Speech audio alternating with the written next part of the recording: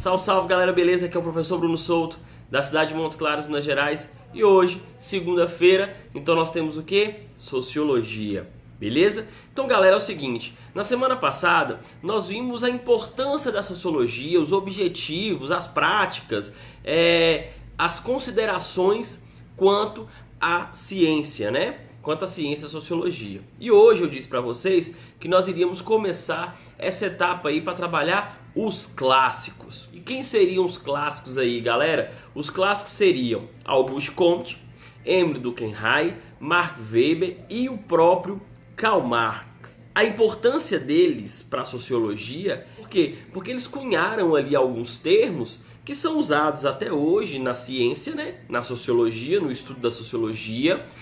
Mesmo que esses termos podem passar por modificações, mas foram termos ali criados por eles, construídos por eles, trabalhados e estudados por eles. Por exemplo, classe social, capitalismo, ação social, estratificação social, grupos sociais. Então a importância desses caras para a sociologia é a mesma coisa que falar que Platão e Aristóteles para a filosofia, ou Galileu Galilei e Copérnico para a física. Então é importante estudar os clássicos para a gente entender aí, então, como que se deu esse pensamento inicial da sociologia. Veja bem, nesse vídeo, nesses próximos vídeos, então, eu tenho como obrigação de trabalhar com vocês 3 eixos fundamentais, ok? Que são suas contribuições teórico-metodológicas, suas interpretações a respeito do surgimento e do caráter da sociedade moderna, e por fim, suas diferentes propostas políticas, ok? Então, no fundo, o que nós vamos estar trabalhando com esses clássicos a partir dessa segunda-feira? Nós vamos tentar trabalhar aí uma análise teórico-analítica, uma análise teórico-empírica e uma análise teórico-política. Então nós vamos trabalhar em cima desses 3 eixos dentro desses clássicos. Você precisa entender que essa nossa perspectiva de trabalhar uma teórico-analítica, uma teórico-empírica e uma teórico-política é praticamente, galera, é como se a gente estivesse escrevendo um livro onde tivesse início, meio e fim. Então o primeiro eixo que nós vamos trabalhar aí, ele vai preocupar em construir um caminho de interpretação da realidade. Ou seja, nós precisamos entender o que esses clássicos pensavam sobre a realidade. É uma teoria sociológica, beleza? A segunda, ela vai representar os resultados dessas pesquisas. Nós estamos fazendo uma pesquisa, sociologia é uma ciência, e essa ciência ela vai ser trabalhada a partir de métodos científicos, observação, análise. E já o terceiro eixo, a questão da teórico-política, é como se fosse uma proposta de intervenção. Então vocês precisam entender que essas pessoas, esses 4 clássicos aqui que eu estou trabalhando com vocês, eles pensaram a sociedade de uma maneira, eles tentaram buscar respostas para esses questionamentos e automaticamente buscaram propostas de modificação, de intervenção, de alteração dessa sociedade. Primeiro, pessoal, nós temos que entender então que a sociologia ela é fruto do seu tempo, ela também tem sua história. Ela nasce e desenvolve dentro de um determinado contexto social, assim como os primeiros pensadores da sociologia. Eles vão ser frutos do seu tempo, eles vão sofrer as consequências das modificações sociais daquele período. Então nós temos que entender, galera, é o seguinte, que a sociologia é uma forma de saber científico originada no século XIX. Então se a gente for trabalhar aí concepção de tempo histórico na sociologia, então século XIX aí, galera, é o que? É 1801 até 1900. Então vamos lembrar aí de todas essas transformações sociais, culturais, políticas e econômicas da sociedade. Olha só, nós podemos trabalhar em inúmeras vertentes, mas hoje nós vamos pegar aí apenas 3 momentos, tá? Nós vamos pegar um momento de ordem econômica, um momento de ordem política e um momento de ordem cultural, tá? Vão ser 3 elementos que vão contribuir para o surgimento da sociologia. O primeiro momento aí vai ser de ordem econômica. E o que nós tivemos nesse período que foi fundamental para essas transformações sociais? Galera, nós estamos vivendo ali uma revolução industrial, nós estamos vendo uma consolidação do capitalismo, uma consolidação da burguesia, e a revolução industrial, por mais que ela venha caracterizada de ordem econômica, mas a gente pode também trabalhar de ordem científica. Pegue aí os avanços tecnológicos, o desenvolvimento, a evolução tecnológica para realizar essa revolução industrial. O surgimento das máquinas, elas vão alterar definitivamente as relações humanas. Nós vamos aumentar a produtividade, nós vamos instaurar novas classes sociais.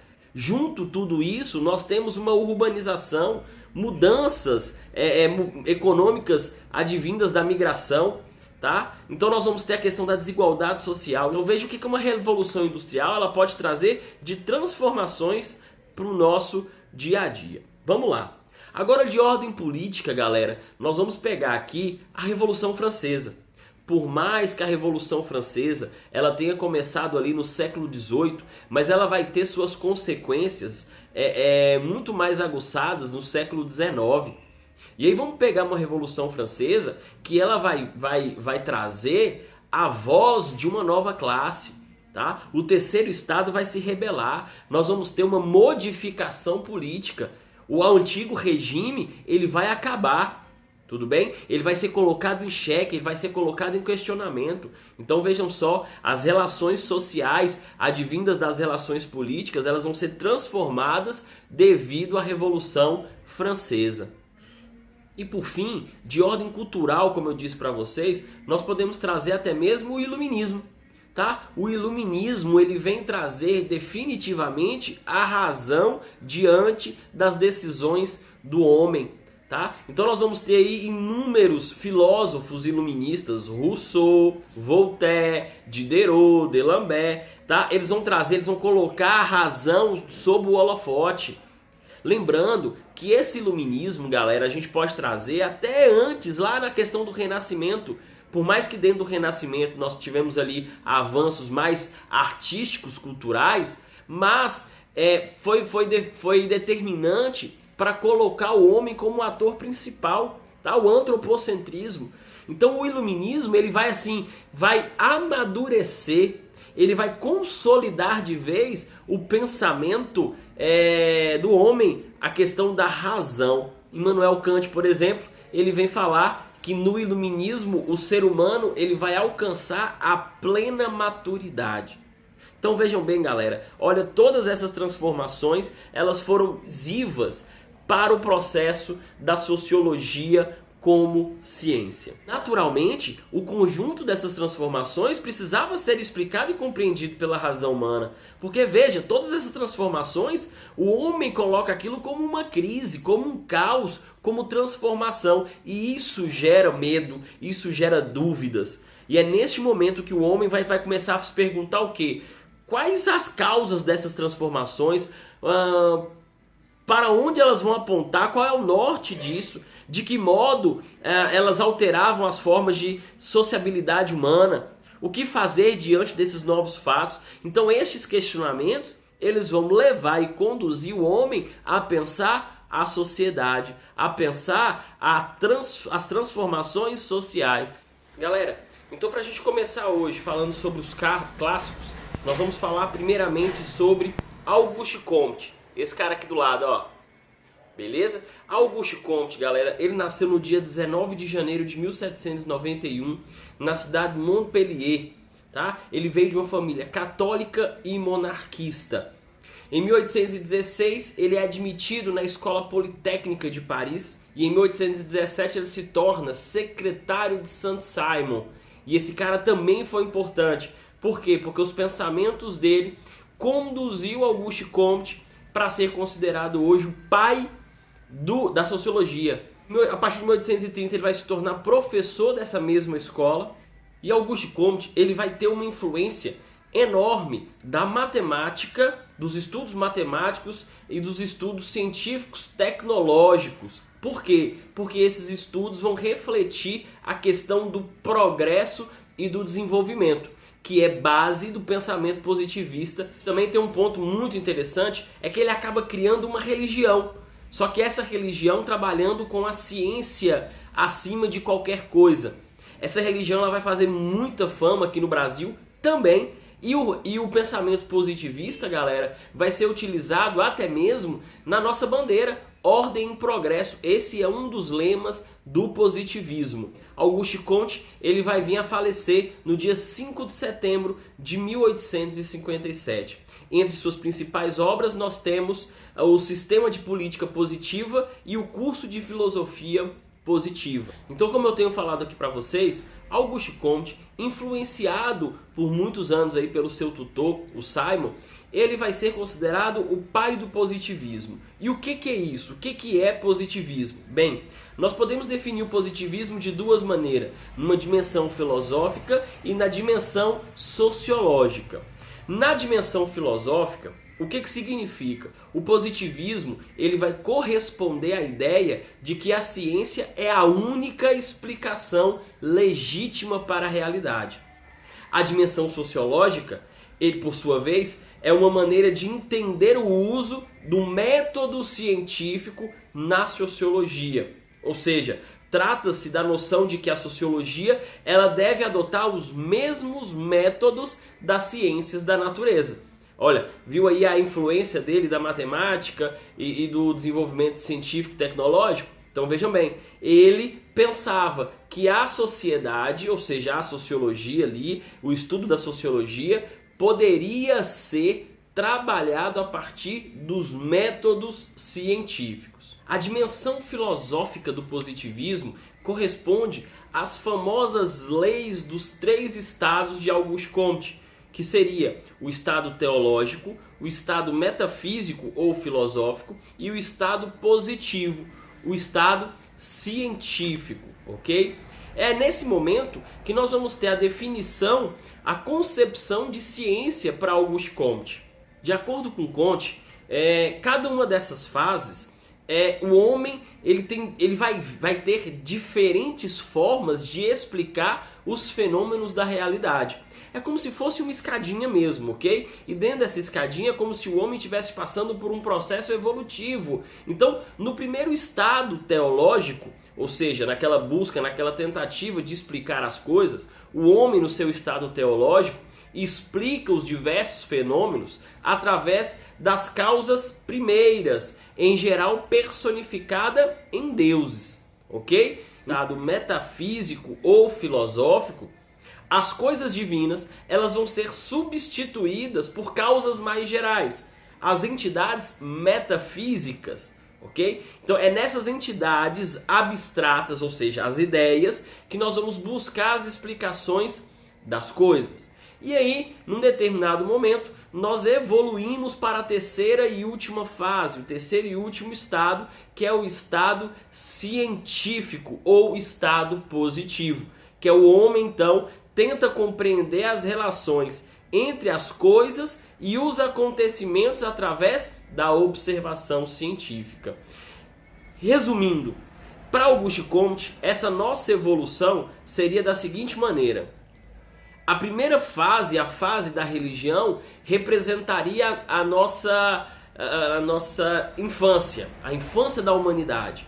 Já o segundo estado, o estado da filosofia, da metafísica, representa a nossa adolescência. E o último, terceiro estado, seria a ciência, ou seja, a nossa plena maturidade. É quando então o homem ele chegaria no ápice da sua evolução. Então, o que é essa lei dos 3 estados deixa muito claro para a gente é que o positivismo ele sustenta que a ciência é a única explicação razoável e legítima para a realidade. Dentro dessas várias ciências, né, nós temos que, para Comte, a sociologia é a última grande ciência. Elas não se formaram ao mesmo tempo, nós vamos ter aí uma certa evolução dessas ciências. Elas vão ser desenvolvidas em tempos diferentes. E ele atribui, então, que a sociologia, sendo uma ciência nova, ela deveria beber nas outras fontes, né, nas outras ciências, até mesmo para poder chegar na fase evolutiva da própria concepção de ciência. E aí, pessoal, Auguste Comte ele faz o seguinte, ele vai dividir a sociologia em dois campos essenciais. Ele vai dividir em estática social e dinâmica social. O que significa cada uma delas? É bom a gente entender essa divisão para termos essa concepção de sociologia para Auguste Comte. A estática social, ela estuda as condições constantes da sociedade ou a ordem. E a dinâmica social, ela estuda as leis de desenvolvimento histórico de qualquer sociedade, ou seja, o progresso. Olha aí então a questão da ordem e do progresso se unindo. O positivismo ele vai estar ali fundamentado em um conjunto de premissas que formam um todo coerente e operacional. Veja bem, primeiro, a sociedade é regida por leis naturais. Isso aí pensava Auguste Comte. Isto é, leis invariáveis, independente da vontade e da ação humana. Na vida social reina uma harmonia natural.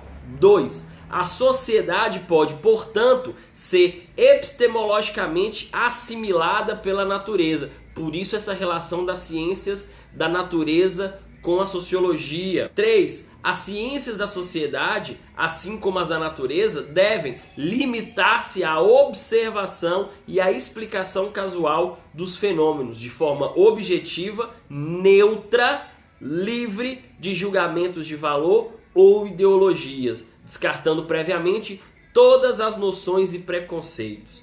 Então, pessoal, nós temos aqui muito claro para Auguste Comte que ele pensava uma sociedade muito organizada, muito orquestrada, que um elemento fora daquela curva poderia deixar uma sociedade toda em caos. Então, por isso que ele era muito na questão da ordem e do progresso. Então, uma sociedade em ordem, ou seja, uma sociedade com as leis invariáveis, elas vão automaticamente chegar ao progresso. Fim, nós vamos ter que a sociologia para Auguste Comte, que ela também seria um saber neutro e puramente objetivo, assim como era a matemática, a física, a química e a biologia. Então veja neste momento a relação que nós vamos ter com a sociologia e com as ciências da natureza, onde vem essa influência, ok? Então bem, neste momento Auguste Comte ele vai lançar praticamente as bases da sociologia. Contribuindo e reunindo outros pensadores, nós podemos dizer que Auguste Comte teve o mérito de propor uma definição e um método para o estudo dos fenômenos sociais. E está aí a contribuição de Auguste Comte para a sociologia. E é por isso que ele é considerado o pai dessa mesma ciência. Ok? Então, meus amigos, espero que tenham gostado. Semana que vem nós vamos com mais um clássico aí. Até segunda-feira que vem. Abraço!